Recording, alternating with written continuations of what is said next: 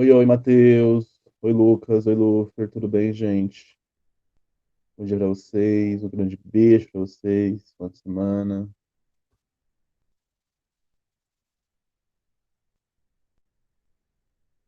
Ele saiu?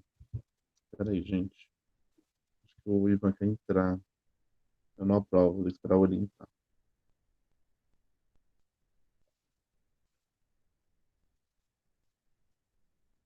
Sério, tem que terminar. Semana que vem a gente tem um workshop também de desenho, tá? Então, semana que vem eu quero ver você arrasando esse desenho. A gente vai fazer semana que vem um pouquinho de perspectiva, tá? Passar pra vocês um básico, um geralzão. Um pouco mais sobre luz e sombra, para vocês poderem entender mais sobre esse conceito. Talvez alguns exercícios de linha bem legais, assim, pra gente poder soltar a mão, soltar o traço. Então, semana que vem a gente vai barbarizar com outro workshop, tá? É... Acho que é isso. Semana que vem, workshop. Hoje a gente está aula de História da Arte. E daqui a 2 semanas também teremos História da Arte de novo, tá? Aí a gente vai até o final do ano com História da Arte, porque tem muito conteúdo dentro para vocês.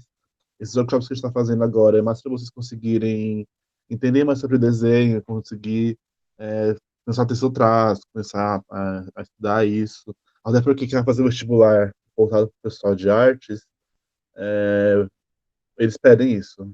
Tem a prova técnica de desenho, vamos fazer um pouquinho, não é tão elaborado, mas tem o básico do conceito que você tem que saber quando você entra na faculdade. Então é importante saber o básico. Mas que eles falem, não precisa disso, precisa sim. O Ivan entrou. Entrei, consegui. Todo. Bom dia, amigo. Opa. E aí, gente, tudo bem?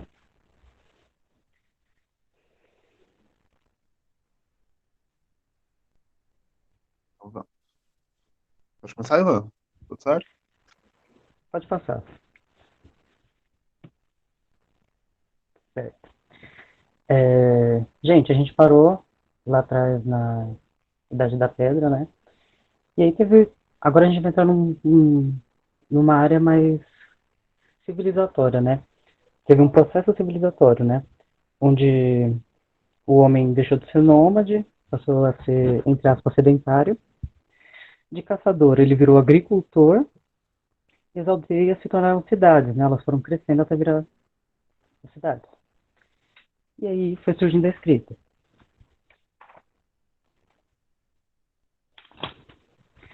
Bom, aí a gente vai começar a falar aqui da Mesopotâmia, que é considerada o berço da civilização. Ela era constituída por pequenos povos, que eram sumérios, amoritas, assírios, acádios e caldeus. Embora eles fossem povos pequenos, né, os pequenos estados independentes, eles mantinham fortes relações econômicas e tinham essa homogeneidade cultural. Ou seja, eles falavam a mesma língua, tinham os mesmos hábitos e os mesmos costumes. Eric, passa pro mapinha. Com o mapa? Ih, tá muito lá na frente? Não, Tá aqui, não, tá aqui. achei. Então, vocês conseguem ver aí, essa área em verde era toda a região da Mesopotâmia. E se vocês repararem bem, ela cresceu em volta do Rio Tigre e o Rio Eufrates. Porque aí era uma área muito árida, né? Era um deserto e por ter os rios ali, era a única área fértil que tinha ali. Por isso que tinha esses 5 povos lá. E mesmo assim, era muita gente de fora querendo entrar, eles viviam em conflito. Então, era uma coisa bem complicada nessa época, né?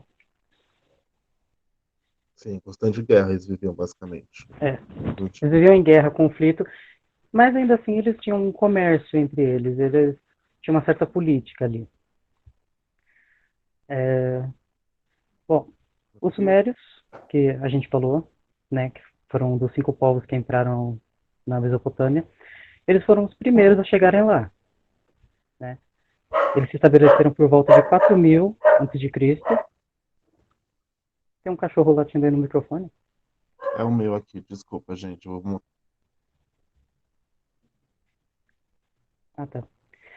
Tá, os sumérios eles chegaram na Mesopotâmia, ali naquela região, por volta de 4.000 a.C., e eles tinham uma relação bem forte com o Egito também, além dos outros quatro pequenos povos que tinham ali. Eles tinham uma relação muito forte com o Egito, tanto que vocês podem ver ali, naquela primeira imagem, que ainda tem uns certos traços da lei da frontalidade, vocês lembram? Que o olho, ele está quase de frente, mas ele ainda está meio para o lado. Porque os sumérios, eles tinham uma certa cultura na arte de tentar fazer o realismo, né? Tornar o mais próximo da realidade. E diferente do Egito, na Mesopotâmia não tinha aquelas pedras grandes para eles poderem fazer as pirâmides enormes daquele jeito. Então, eles acabaram inventando o tijolo. E com esse tijolo, eles inventaram também os zigurates, que são essas pirâmides mais escalonadas, ali naquela imagem. E eles também inventaram a escritura, que é chamada escritura cuneiforme, que é ali na segunda imagem. Ali são esses risquinhos que aparecem ali. E eles também começaram essa coisa da. Ah, esqueci. Eric, você sabe ali o estilo da esculturinha ali na Esse aqui do parede? lado é escultura em alto relevo. Esse baixo relevo aí. É, É baixo relevo junto com alto relevo. Uma coisa é, importante sobre os sumérios, gente, que é importante ressaltar, é que eles são muito importantes para o desenvolvimento da nossa cultura como a gente conhece hoje. Cultura, assim, como eu digo, a parte da nossa escrita, dos nossos números, eles desenvolveram muita coisa. A época dos sumérios é a época de um grande crescimento da humanidade. Tinham bibliotecas que se perderam com as guerras, tinham muitas bibliotecas, tinham muitos templos com estudos, tinham muita coisa. Vocês podem reparar que esses primeiros desenhos aqui, eles faziam em terra molhada, em barro molhado. Como você está aqui em cima, como o Ivan falou, em baixo relevo, esse desenho. Tudo aqui é baixo relevo, ó. Vocês podem reparar aqui do lado. Ó. Isso aqui é baixo relevo junto com alto relevo. Essa parte aqui escrita, tem uns textos que eles falavam sobre os deuses, falavam sobre a religião, falavam sobre os gênios, eles estavam muito nesse negócio de gênios, na coisa da magia. Então, os sumérios eles desenvolveram muito conhecimento para a humanidade.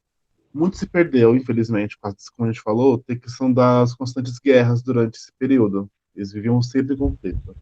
Então, muita coisa é, se perdeu. Eles sempre atacavam, perdia uma biblioteca, perdia. Então, muito conhecimento foi perdido nessa época. Talvez a humanidade, eu tinha um professor que falava pra gente, talvez a humanidade estivesse muito mais avançada hoje se a gente não tivesse perdido tanto conhecimento quanto a gente perdeu durante a época dos Sumérios. Então, isso é extremamente importante para a nossa evolução, assim, porque eles meio que, tipo, começaram a base de tudo. Não foram os sim. gregos. E muitas das coisas que eles inventaram, eles chegaram a conclusões, a gente usa até hoje, né? São as quatro Sim, operações aritméticas, a extração da raiz quadrada, a álgebra no geral. Eles inventaram a circunferência em 360 graus, a divisão do dia em 24 horas e da hora em 60 minutos. sim, Eles conseguiam prever eclipses, era uma coisa incrível, sério. sim. Sim. Isso se dá muito até pelo que o Ivan falou. Como eram muitos povos diferentes juntos e muitas pessoas de diversos lugares, eles compartilhavam muito conhecimento. Então eles chegavam a muitas soluções diferentes, com diversas opiniões diferentes. Isso traz para a gente uma pequena referência do como o trabalho em equipe, como a gente poder compartilhar o nosso conhecimento pode engrandecer e chegar a um resultado muito melhor. Então, diferente dos egípcios, que eram mais fechados, eles tinham a cultura deles, que era exatamente o que os faraós mandavam, que os dois líderes mandavam, isso tinha que fazer, não tinha uma discussão. Na Suméria era diferente, tinha a questão do mercado, tinha a questão do dinheiro. Eles começaram a trabalhar com as primeiras moedas, a poder talhar no barro e falar, por exemplo, vou dizer para vocês. Vou vender, eu tenho uma cabra, vou vender essa cabra para o Ivan. Mas o Ivan não tem como me pagar nesse momento, né? Como vai fazer? Eu vou pegar uma pedrinha de argila e vou talhar lá. Vendi uma cabra, claro que não é assim, tá, gente? Vendi uma cabra pro Ivan e vou entregar para ele. Isso conserva como se fosse uma moeda, de que ele tem que me pagar uma hora esse material, esse serviço que eu teria para ele, tá? Essa cabra que eu teria para ele. Então, o sistema também de moedas, o sistema de dinheiro, o sistema financeiro também surgiu nesse período. É muito importante os sumérios, tá? A gente recomenda para vocês depois darem até uma estudada, procurar um pouco mais sobre esse assunto. É, É cobre o bem professor de história. só professor de história, porque esse é um período muito importante. E muita coisa que não se fala sobre na história, isso é até um pouco de crítica que eu tenho em relação à história no geral. Eles não abordam muito a arte. Eles pegam mais questões políticas e tudo mais, mas a arte em si não é muito abordada. Então sempre fica essa questão falha da questão da história da arte, que é muito importante para a humanidade, para a nossa história hoje em dia. Se É, baseia muito no e- que a gente fez no passado. Pra falar. isso é bem hipócrita, né? Porque muitas das coisas que aconteciam na época, as pessoas só chegam à conclusão do que aconteceu pela arte que Exatamente. era feita na época. Pode ser que não tenha sido considerada arte na época, mas a gente considera hoje. Sim. Então, até para rebuscar isso, a arte é importante. Bom, Pode, pode seguir? chegando às esculturas, que aí a gente já, acho que, Falou um pouquinho, né, sobre as esculturas dos olhos enormes, tudo. é, então, tinha essas esculturas assim, meio que na parede, né, que era em alto e baixo relevo, mas tinha as esculturas próprias que a gente conhece, e a grande característica delas era esses olhos enormes que está aí nas imagens, né, e isso veio do povo egípcio, porque você vê, eles trocam bastante essa, essa cultura, esses costumes, inclusive na arte, e essa é uma coisa que vai perpetuar ainda por um tempo, né? Essa coisa dos olhos grandes, até o, o Império Romano. Sim. Gente, uma coisa importante de se falar aqui nos Sumérios também é o seguinte. Vocês lembram que no Egito não se tratava muito os trabalhadores, as pessoas a classe baixa, né? Não se tratava. Era só os deuses, eram os faraós, eram os políticos importantes, os ricos. Nos Sumérios isso muda um pouquinho. É claro que não tem cultuação aos deuses, isso não muda, porque os deuses são extremamente importantes durante toda a história do mundo, da humanidade. A questão de ter fé, e de ter deuses, e acreditar no Deus da fertilidade, no Deus da agricultura, no Deus do amor, é muito forte, é muito presente. Mas nos Sumérios também tem essa questão de representar as pessoas, de representar. é, Aqui vocês podem ver esse exemplo aqui do lado, os aldeões. Por que se representar um aldeão, né? Tipo, então já se trazia uma outra visão de que não somente existe os deuses, não somente a cultural de suas ricas. Nos Sumérios eles tratavam, tipo, era mais geral. É claro que ainda tinha essas coisas, mas os Sumérios era mais, um pouquinho mais liberal. Justamente por causa dessas miscigenação, desse cruzamento de culturas. Pode seguir, Ivan? Pode. Aqui alguns outros exemplos, tá? Para vocês conseguirem ver o que a gente está falando sobre a arte suméria. Aqui tem uma pedra talhada em baixo relevo, aqui vocês podem perceber os desenhos, assim como também tinha nas paredes dos egípcios, aqui ele está um pouquinho parecido, mas já traz uma questão da escrita, da escrita cuneiforme, já tem outro trabalho, entendeu? No Egito era alto relevo, aqui é baixo. Outra É, escultura, aos olhos grandes, como o Ivan falou, tá? O talhado na parede, o alto relevo na parede, que era também esculpido com formas geométricas e estilos geométricos em algumas coisas, tá? Seguir. Grécia Antiga. vamos lá para a Grécia, né, galera? Um beijo Ficava grego. ali um pouquinho abaixo de onde era a Mesopotâmia, ali no mapa. Bom, é dividido em três períodos, a questão da arte, pelo menos. Período arcaico, período clássico e período helenístico. Pode passar.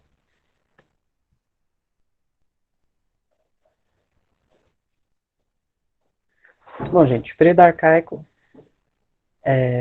vocês podem ver ali que ainda tem alguns traços do Egito que eles rolou um telefone sem fio, né? Os sumérios pegaram do Egito, a Grécia pegou dos sumérios.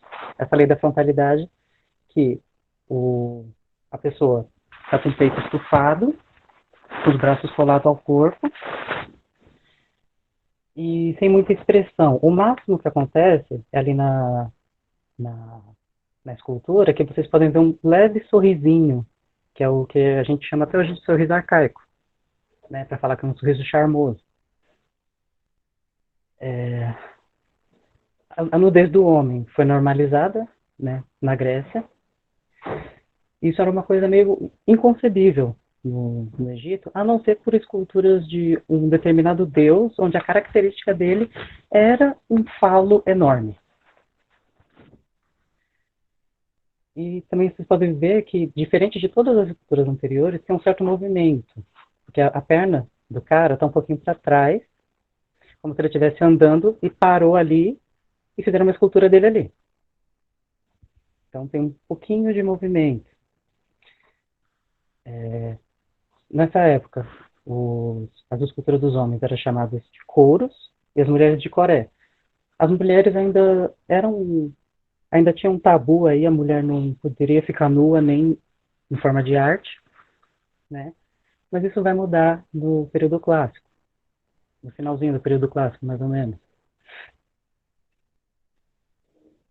E vocês podem reparar ali também que o olho das pessoas ainda é bem grande, né? Com a influência dos sumérios e dos egípcios. Se vocês repararem aqui um pouquinho sobre. Isso aqui, ignora, tá, gente? Não é tratado de Poseidon. Eu coloquei errado isso aqui. Isso aqui é um detalhe da parte do cabelo de uma das estátuas, tá? Pra vocês repararem como que era feito isso, como que era talhado e esculpido. Também era em baixo relevo. Tudo isso aqui é mármore. Tem diversos materiais que eles utilizam, mas era o mármore, a pedra. Tem gente usava madeira, só que madeira muito. De madeira acho que não existe mais nenhuma, porque todas se perderam por causa da deterioração do tempo. É justamente isso que o Ivan falou. Repara como eles vão evoluindo. Esse daqui é o primeiro estilo de couros, né, que foi criado. E aqui um pouquinho mais detalhado. Vocês vão ver no período clássico como isso vai evoluir, tá bom? Aqui.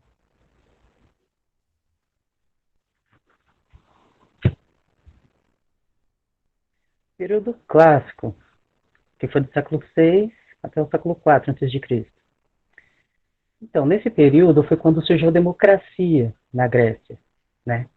Que era uma democracia meio diferente do que a gente vê agora, mas vou deixar para o professor de história abordar isso com vocês. Eu estou pegando um pouco nisso de deixar o professor de história falar, porque um dos professores veio falar comigo, dizendo que eu resumi a matéria dele sem querer. Então, eu vou passar bem por cima. No período clássico foi quando surgiu a democracia na Grécia. E lá era uma coisa muito. Eles ouviam muitos filósofos, por isso que está ali, relação com a filosofia. E precisamente para as esculturas, eles ouviam muito Aristóteles. Ele não era conterrâneo da Grécia, mas ele era do vizinho, dos macedônios. Ele era da Macedônia.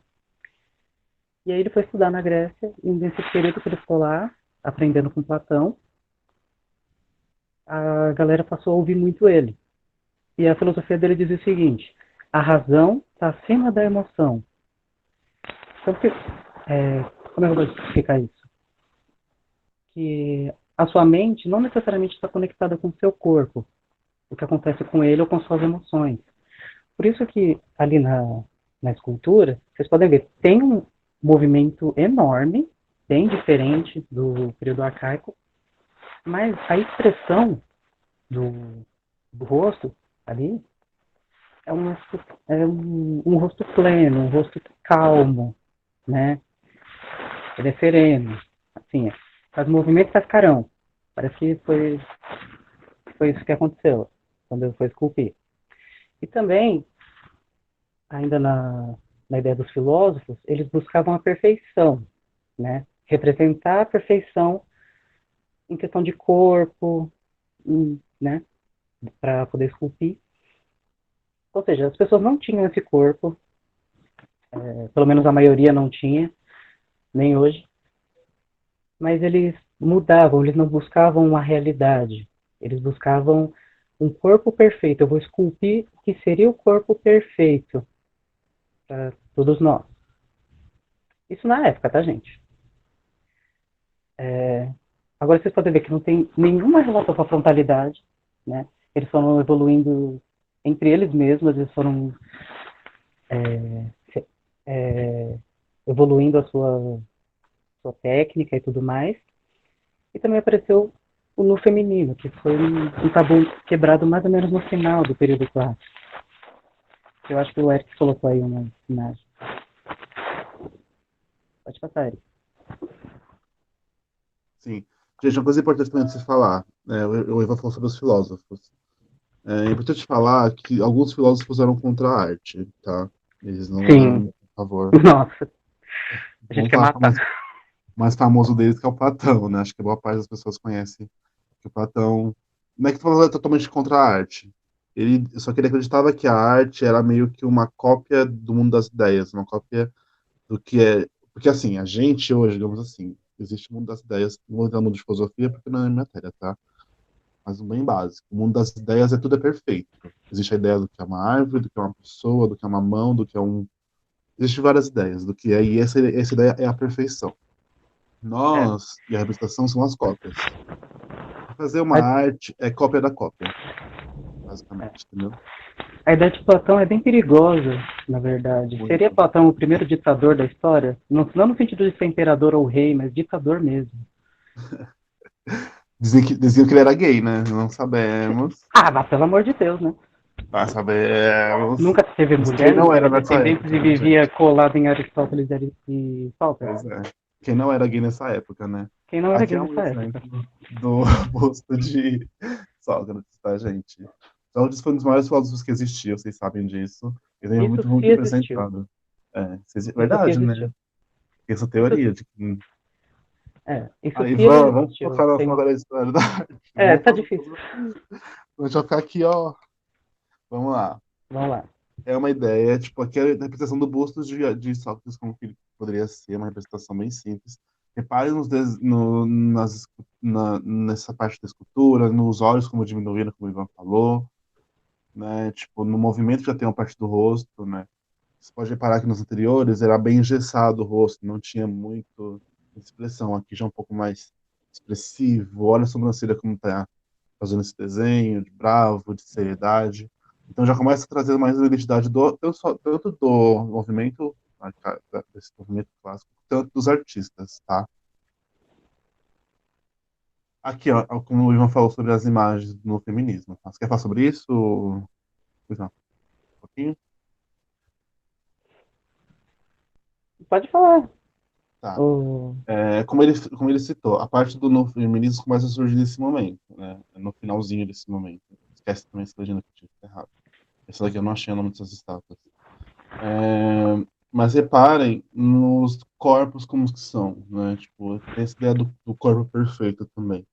Aí esse corpo perfeito, como o Ivan falou, também não existia nesse período. Não existe, esse corpo perfeito nunca existiu. Nunca existiu. É um padrão que o pessoal imaginava do que ele ia ser esse corpo perfeito, com essas curvas, com os lominhos, com os seios, o quadril, tudo isso era muito bem retratado nos estudos de anatomia que eles faziam, né? Então, começa a surgir esses primeiros movimentos, primeiros desenhos, assim, as primeiras esculturas mais detalhadas, e repare também um pouco mais, reparar um pouco mais esses desenhos dos tecidos em mármore, tá? É como isso foi esculpido. Isso melhora, isso mais para frente, como acho que no Renascimento, se não me engano, isso tem uma explosão gigantesca. Esses detalhes, a riqueza de detalhes, essa expressão aumenta muito mais. Outras coisas que ele falou, a frontalidade, né? Isso se perde praticamente totalmente nesse período. Ainda são figuras diferentes, são, mas não são figuras paradas. Elas têm um certo movimento, elas têm um jogo de corpo. Olha o pezinho aqui, olha o movimento dessa deusa aqui, deusa Temis.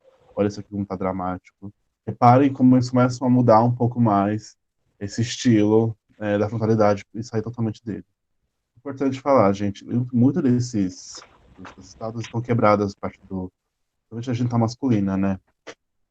Isso se deu também por causa do tempo, porque, porque são estátuas muito antigas, mas também se deu também depois, lá em Roma, muitas dessas obras foram recuperadas por Roma, e muitas foram até replicadas em Roma, a gente vai falar sobre isso depois, tá?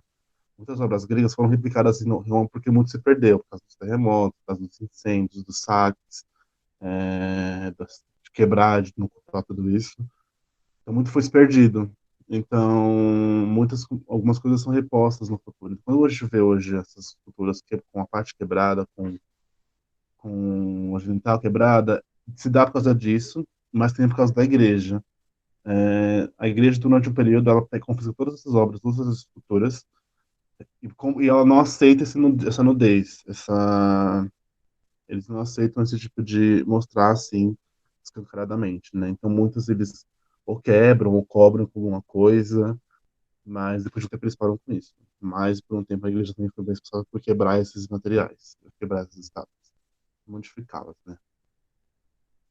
E também porque, não sei se vocês conseguem reparar na imagem, eu até vi um post que repercutiu muito no Facebook esses dias, que se você mergulhar sua mão no gesso, fica igual uma estátua grega. Gente, não.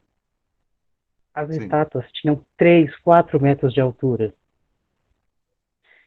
Então, sim, vocês vão ver depois. Tem uma história, também, um exemplo aqui. ele, muita coisa se quebrou, talvez pelo próprio peso que era. Que imagina um mármore daquele tamanho se manter por tanto tempo. É bem difícil de acreditar. Essas pessoas inventam muito, né? Essa questão também, né, gente? É, claro. Isso aqui é muito estudo, isso é uma coisa que é importante você destacar. Cada estátua dessa não era feita por uma única pessoa, né? Tipo, eram várias pessoas trabalhando nela. E era muito tempo de produção. Não era feito, eu vou fazer uma estátua hoje para amanhã estar pronta. Não, eram anos produzindo uma única estátua. Então é óbvio que vai ficar um trabalho perfeito, porque são anos de trabalho. Tudo nessas épocas antigas eram feitos durante muito tempo.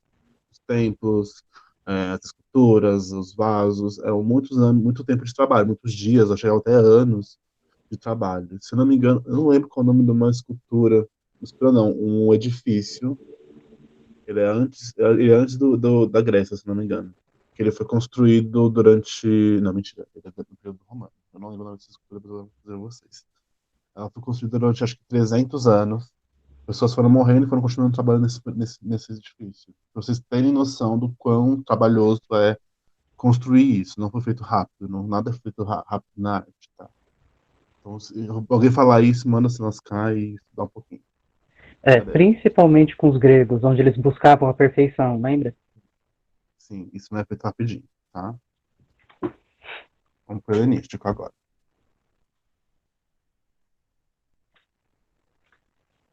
Vamos lá, terceiro período, que é o período helenístico, do século III ao século II a.C. Foi rápido, entre aspas, porque os gregos não tinham mais esse tempo para dedicar à sua democracia e à sua arte, porque eles começaram a ser invadidos direto pela Macedônia.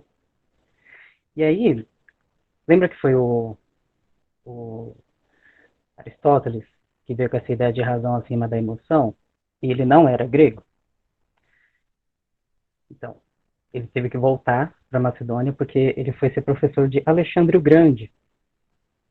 E Alexandre invadiu a Grécia. Então, basicamente, os gregos mandaram Aristóteles para puta que pariu. Desculpa o palavreado. E aí, eles evoluíram, obviamente, com as suas esculturas, mas passaram a ter emoção no rosto, né?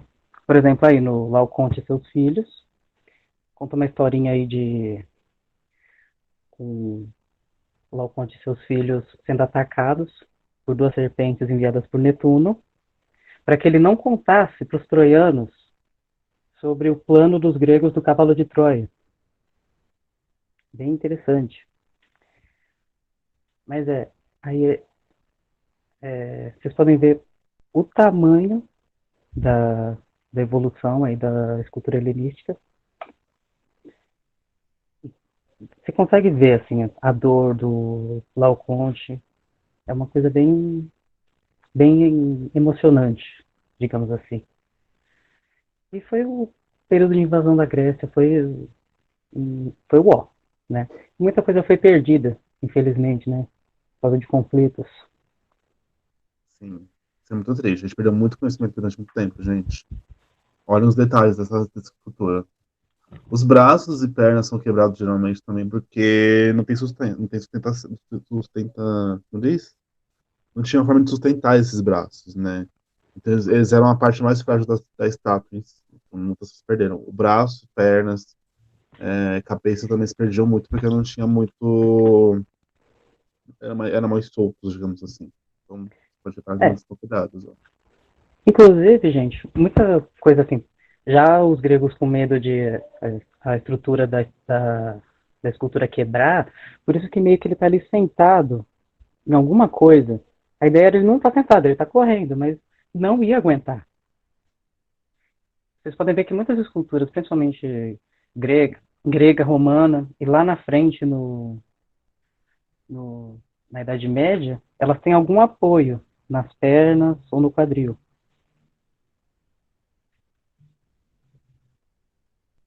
Mais alguma coisa, Eric? Eric?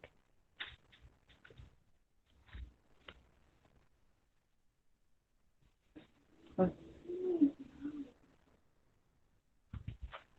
continuar, gente. Olha aqui, ó. Essa aqui é a vitória de Samotrácia, acho que é assim que se fala, não sei. Reparem no movimento dessa estátua, gente. Reparem do drama que tem nela, né? Os braços se perderam, é claro. Não tinha como botar isso. Mas olha os detalhes que tem essa estátua. Olha a barriga, olha o véu no mármore, como foi esculpido. É muito rico já. Tá nesse período começa a surgir uma riqueza de detalhes muito grande.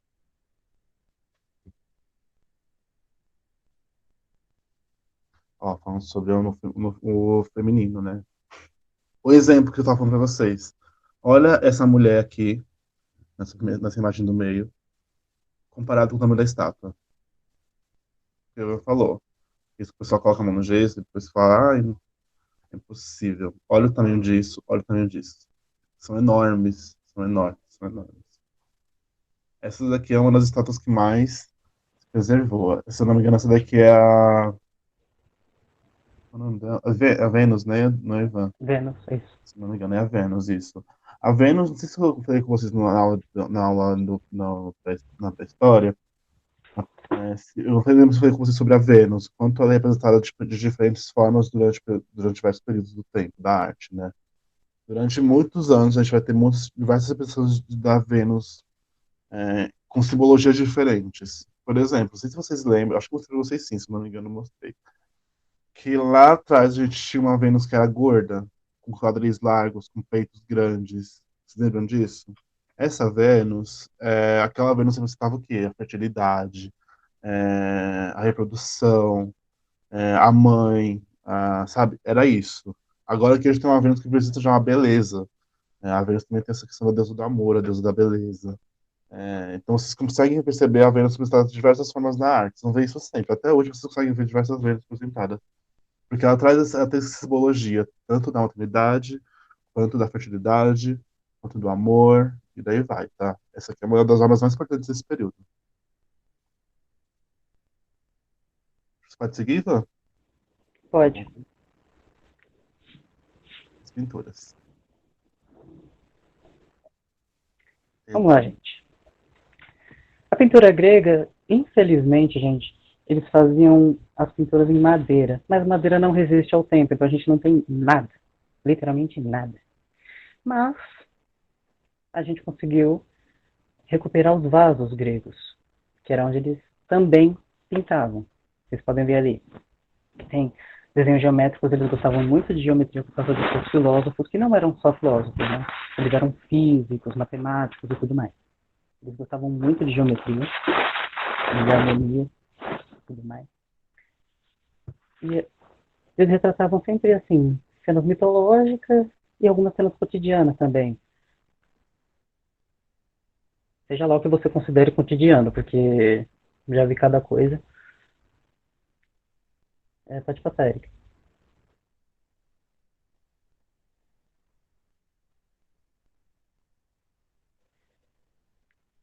E, gente, esses vasos, eles não consideravam necessariamente peça de arte, eles utilizavam esses vasos no dia a dia deles, tipo, tanto para rituais religiosos, como para carregar água ou colocar mantimentos. Eles não consideravam o vaso uma peça artística, como a gente considera hoje. Sim. É legal falar que muitas dessas obras aqui, dos vasos, são as obras que mais a gente mais tem hoje. Muitas estão em muitos museus, tem muitos museus com vasos assim, né? Esse desenho aqui, não sei se vocês se lembram do filme do Hércules, desenho animado, quando surgiu lá atrás, milhares de anos. Era baseado nisso aqui também, tá? Aqueles desenhos assim dos vasos. Repara nas referências que eles utilizaram. É bem interessante ver. Além dos temas cotidianos que o Ivan falou, também era retratado deuses, era retratado é, heróis de guerra, eram retratados como diz isso aqui? Não é atividades físicas, exercícios. Acho que é isso, não sei. Das pessoas se exercitando, né? Tipo, como tinha as Olimpíadas e tudo mais, que eram. Já surgiu nessas Olimpíadas nessa época, não sei. Já né, Ivan? Se eu não me engano. Sim, já. Já tinha as Olimpíadas. Então também os atletas, isso. Eram tratados em vasos e tudo mais, essas modalidades tratadas. E como o Ivan falou, era utilizado para tudo. Para água, não tinha essa finalidade como arte. Tinha a finalidade mesmo de ser um utensílio que a gente possa utilizar.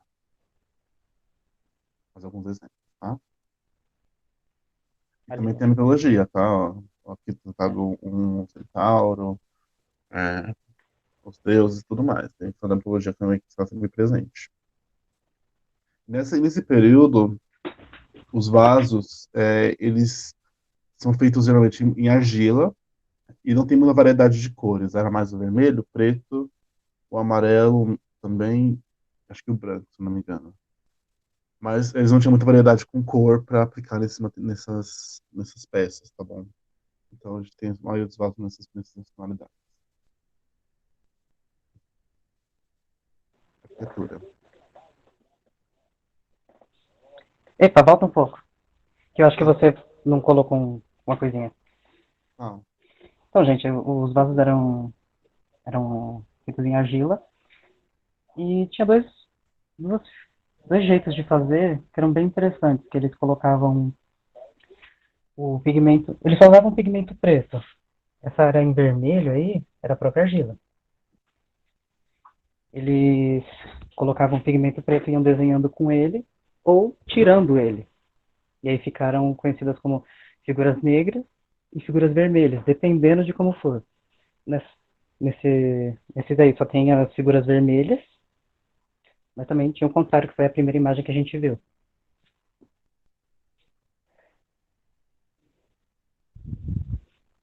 em cima. É, isso aí, que tem as figuras negras.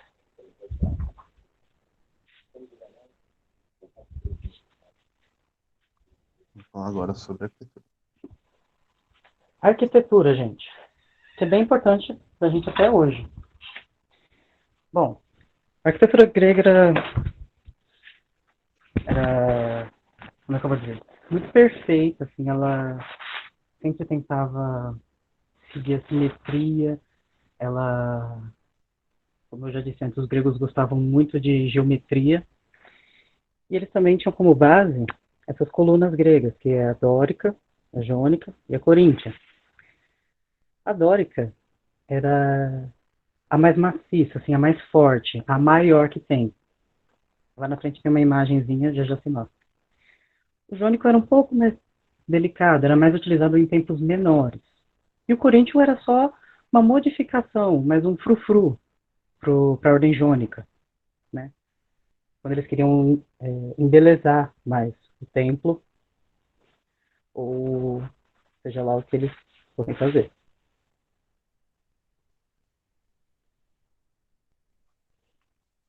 As colunas que tá Olha o falando. templo. Esse aí é o templo de Zeus. Vocês podem ver aqui. Lá em cima vocês vão identificar a ordem coríntia, mas na verdade a base dela é a jônica.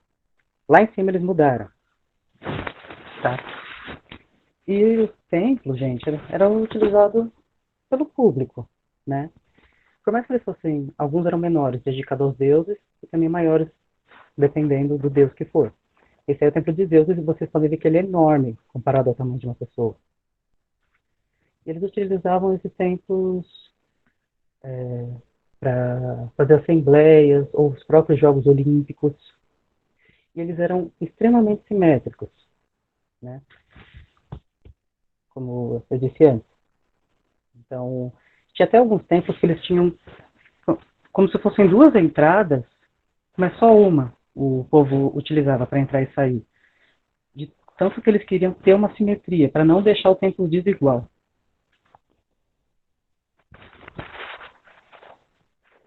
Uma coisa Tá. importante também da arquitetura grega é que eles eram extremamente perfeitos, né? Eles colocavam as colunas e colocavam o teto de forma que nunca era considerada a hipótese de cair, né? Então eles só as colunas eram a base do teto. Não, eles não tinham um apoio que não fosse. Isso é muito interessante como eles conseguiam equilibrar tudo isso só nas colunas, como vocês podem ver aí. Reparem como que foi feito isso, gente. Olha, inclusive, eu vou te falar sobre a importância das colunas como sustentação. O que sustenta o templo são as colunas. Essas paredes aqui do centro são meramente paredes. Elas não aguentariam o peso disso aqui, que é muito, muito pesado. Isso aqui é muito pesado mesmo.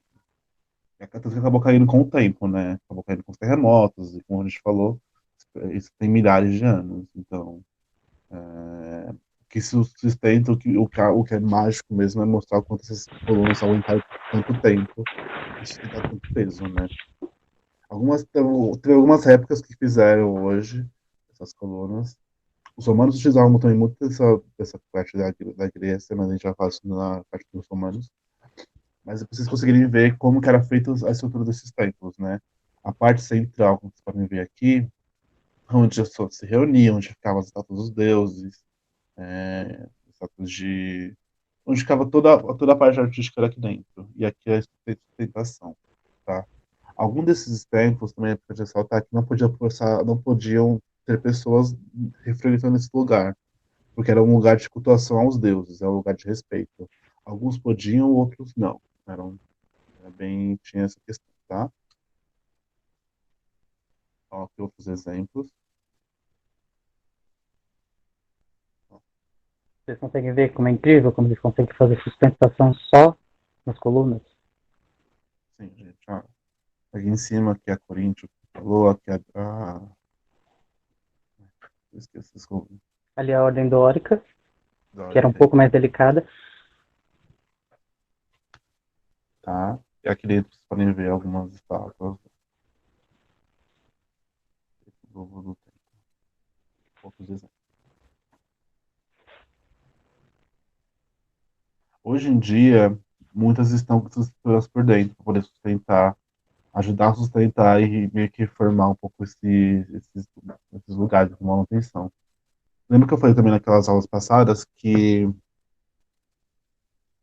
muitos desses lugares, com o tempo, né? Tipo, a gente está num mundo globalizado hoje, né? As pessoas conseguem viajar e querem visitar esses lugares. Tem ainda a desvalorização do homem. A gente ainda acaba acabando com essas coisas. Ainda acaba acabando. É complicado essa frase, péssimo. Mas a gente tem esse peso de não conseguir preservar muitas coisas por causa do acesso das pessoas, entendeu? Por causa da nossa mão, a gente acaba deteriorando mais esses monumentos e essas obras de arte. Isso é complicado. Tanto que, como eu falei para vocês, alguns lugares estão sendo fechados para a visitação de público porque eles não estão conseguindo manter mais essas obras. Não conseguem mais manter. Então, eles estão fechando algumas coisas para não ter tanto acesso do público e a gente perder esse marco da nossa história. Tá? Então, é importante pensar aqui esse questionamento. Vamos falar de Roma, que a gente tem pouquíssimo tempo. É. Roma.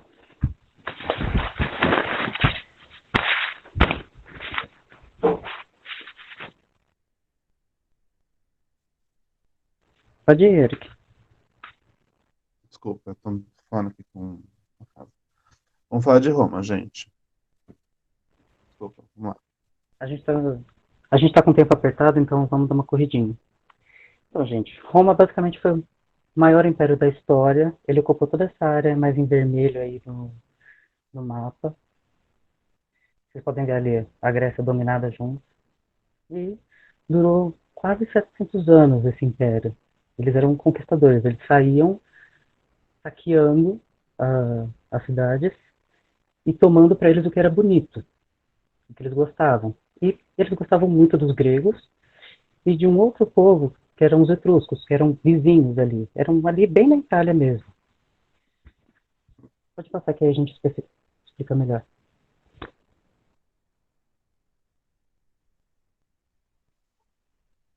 Aí, muito se fala dos arcos romanos, mas a ideia inicial não veio deles, veio dos etruscos. Vocês podem ver a imagem do arco etrusco e o arco romano. O Império Romano era um império muito grande, como vocês podem imaginar. E não passava tanta gente por esse arco etrusco. Então eles alargaram o arco para ficar mais acessível para eles. Então eles pegam uma coisa de outra cultura, modificam para eles, eles acabam levando a fama. Eu não gosto muito do Império Romano, né, pra variar. Mas essa é a minha opinião, gente. Tá? Sim. Inclusive os gregos, né? Eles pegaram as colunas dos gregos. Vocês podem ver ali mesmo no Coliseu, que é uma obra muito conhecida, vocês podem ver ali nas paredes que tem coluna grega, ou pelo menos a imitação delas, porque perdeu a função da coluna grega, que era a sustentação. Essa coluna aí não está sustentando nada, ela é só decorativa. Sustentação os arcos. Os arcos vieram dos etruscos e ali. Eles usam sempre. Então eles não têm uma coisa própria deles. Eles saíram conquistando, pegando para eles o que eles achavam bonito, ou pelo menos fazendo réplica, e tomando como deles. Tanto que a gente nem ouve falar do povo etrusco na escola, nem nada. Porque os romanos tomaram como deles. Qualquer semelhança com portugueses e colonizadores, mera coincidência pra gente. É. Importante falar também sobre as colunas é que elas eram muito utilizadas, elas eram melhores do que as colunas não, os arcos, desculpa. Eles eram mais fortes do que as colunas.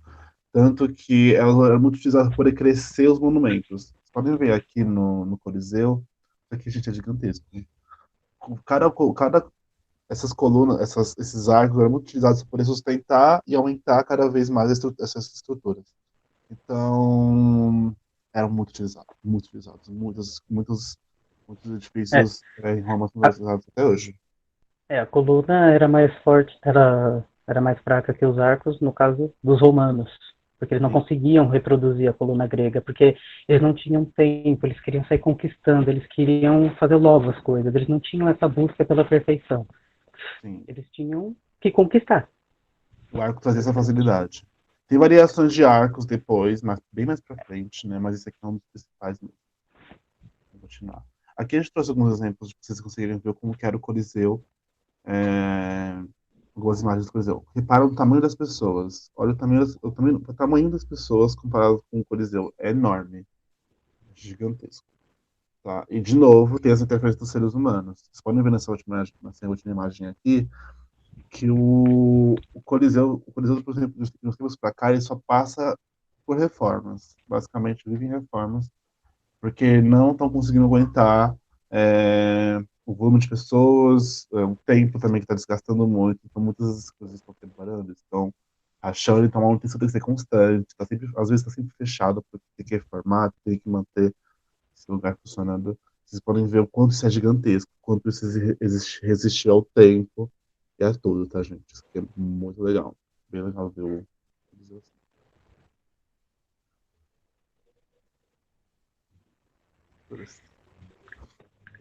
As esculturas romanas, gente. Então, eles pegaram a escultura grega e juntaram com a escultura etrusca. Eles fizeram um mix das duas. Como é que é isso? Os gregos eles buscavam a perfeição do ser humano, como seria o ser humano perfeito. Entendeu? E os etruscos buscavam somente a, a realidade. Né? Eles queriam o realismo. Eles queriam fazer uma escultura de uma pessoa, eles faziam exatamente, ou tentavam fazer exatamente como aquela pessoa era. E aí os romanos misturaram as duas coisas e saiu isso aí. Que eles tentaram fazer a escultura de seus imperadores, mas embelezando eles, de modo que ficou uma coisa meio desconexa. Isso anatomicamente falando, né? O, tem muitos erros anatômicos nessas esculturas, porque eles fizeram meio correndo, porque não tinham tempo para a perfeição, para eles estudarem melhor as ideias, e deu no que deu. Não que esteja criticando a arte deles, mas eles misturaram essas duas coisas. Vocês podem ver ali a estátua de baixo, a estátua de Constantino, e nessa foto não dá para ver, mas ele ainda pegou uma herança etrusca que foi desenvolvendo diferente da grega, onde os etruscos eles ainda tinham os olhos grandes, lá da Macedônia. Então o imperador ficou zoiudo. Pode Uma ficar coisa certo. importante de falar, gente. Essa primeira estátua aqui é de mármore, tá? A segunda é de bronze. Mas eles também traziam, como eles eram conquistadores, né? Eles queriam muito mostrar suas conquistas de batalha, conquistas de tudo que eles faziam. Então as poses das estátuas agora traziam muito mais a questão do poder, a questão dos imperadores, né? Tipo, do poder, da força, do quanto ele é vitorioso, do quanto ele é conquistador, do quanto ele é maravilhoso. Então a ideia tipo, das estátuas nesse período é muito assim, de trazer essa questão da conquista, basicamente. Entendeu? Sim, e observação, só faziam Heterotópico. estátuas de imperadores, só pessoas Heterotópico. importantes. Por quê? Os romanos, eles gostavam tanto dos gregos que eles copiaram até a religião. Que é E um eles pepino. entenderam que os gregos faziam seus deuses perfeitos. E como eles iam fazer os seus imperadores perfeitos, eles passaram a considerar os imperadores como deuses. E eles passaram só a fazer estátua de deuses, então só imperadores. Ô, Lufer, essa sua pergunta eu não entendi muito bem o que é um peplum. Não sei o que que é. Desculpa mesmo. Sabe o que que é, o Ivan? Olha no chat aí. O que é Pleplum? Não sei. A roupa da Vitória Fest. Ah, aí, depois dá uma olhada, eu te respondo depois, tá? Não sei se foi uma piada, mas tudo bem. Arquitetura. Bom, arquitetura.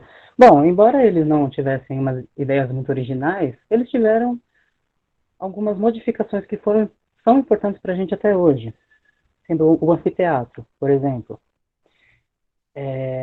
A gente usa essa estrutura até hoje, né, em salas de aula, em teatros mesmo. É uma estrutura bem interessante, né? Essas termas ali que está na segunda imagem, era onde a galera tomava banho, basicamente. Eu li em algum lugar que só em Roma existiam 1000 termas pra galera tomar banho. Eles inventaram essa ideia de todo mundo tomar banho junto, Ah, não sabia. sabe? Então rolava ali um banho coletivo. E para essa água toda chegar nas termas e não ficar aquela água completamente suja, eles inventaram um aqueduto, que era como se fossem os primeiros encanamentos. Eles faziam lá em cima. E vocês podem ver ali que até o aqueduto eles usaram um arco, o arco dos etruscos.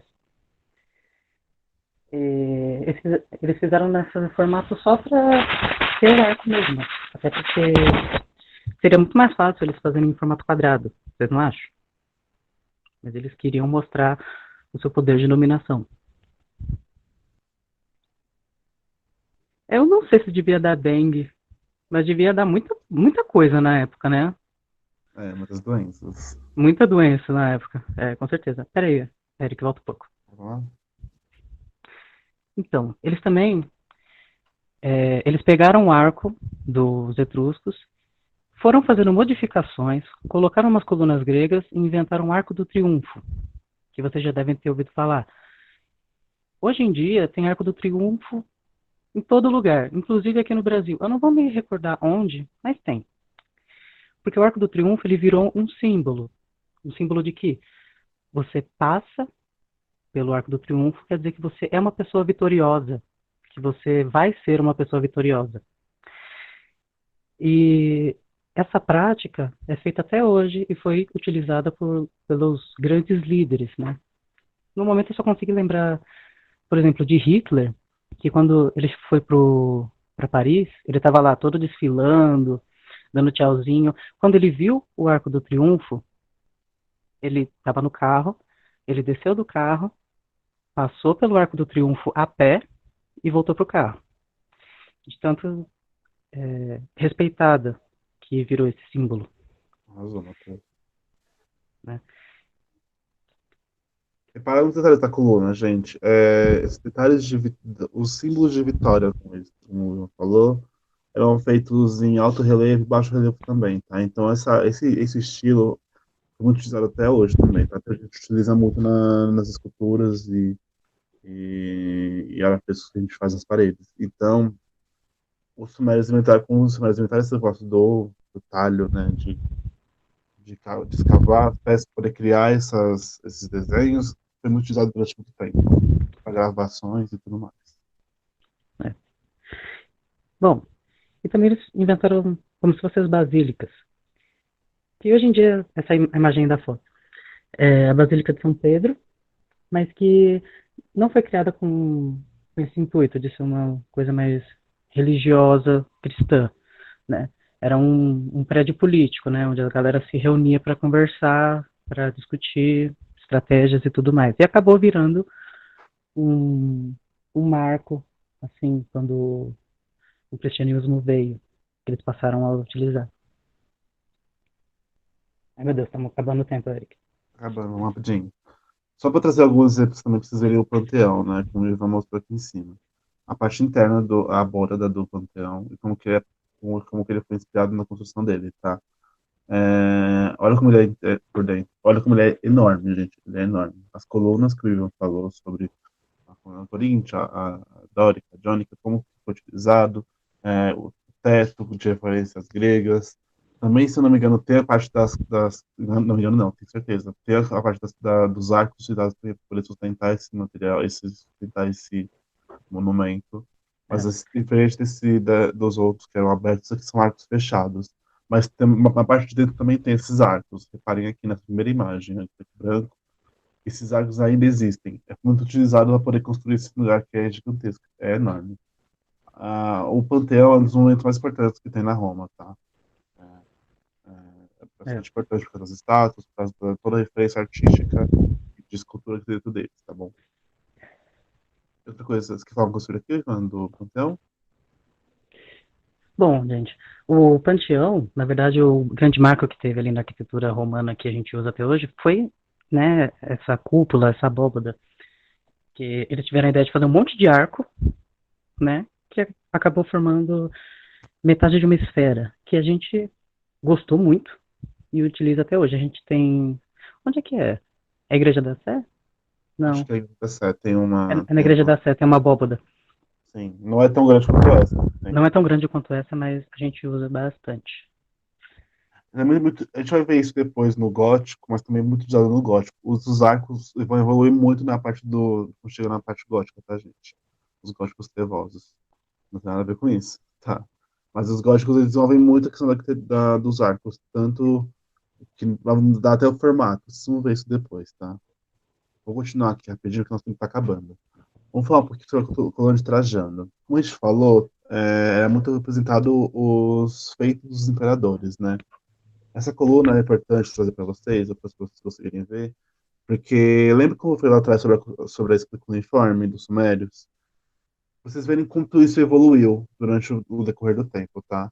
Os romanos, eles trouxeram a coluna de Trajano, que foi o imperador, né? Que em altos e baixos relevos eles trazem as vitórias, as conquistas desse imperador numa grande coluna, né? De 38 metros e 80 toneladas, tá? Uma coisa importante. Olha essa placa aqui do lado. Aqui foi de onde a gente tirou basicamente nosso alfabeto hoje, tá? A gente usa o A, o B, o C.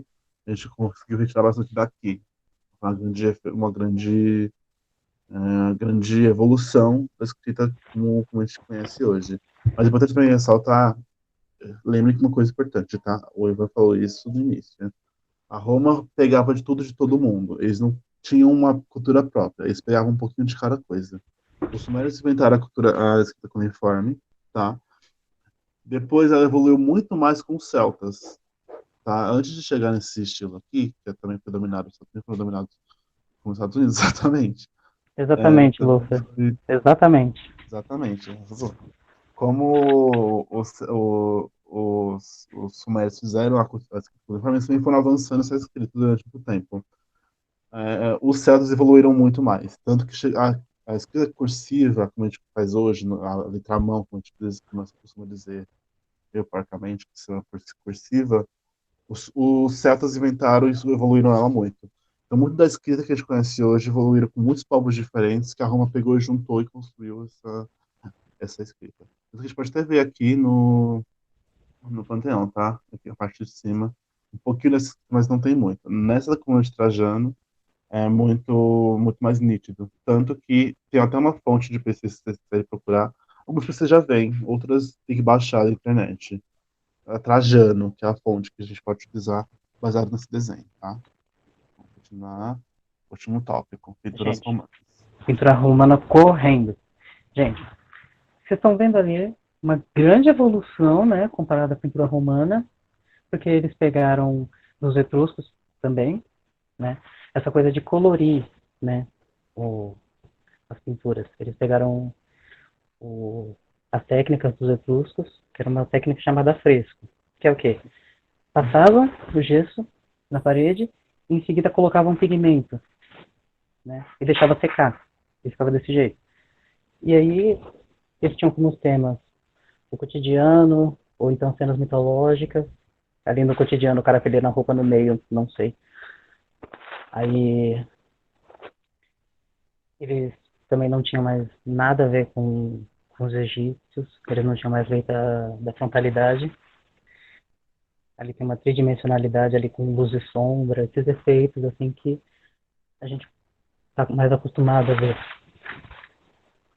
Sim. A gente começa a ver também, gente, importante falar, a perspectiva de um jeito bem básico, tá?